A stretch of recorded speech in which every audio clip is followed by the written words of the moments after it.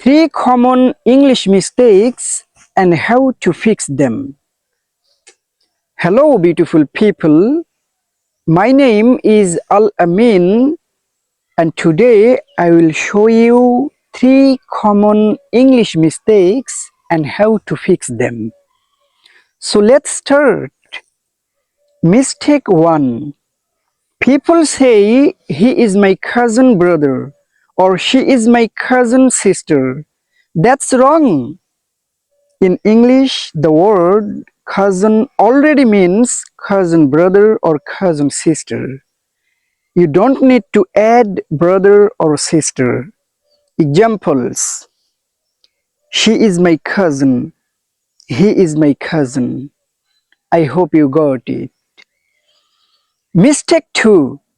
People say I have a free time. That's wrong. The correct way is I have free time. Remember, free time is uncountable, so we don't use a. I hope you got it. Now, mistake 3. People say, do you have any informations? That's wrong.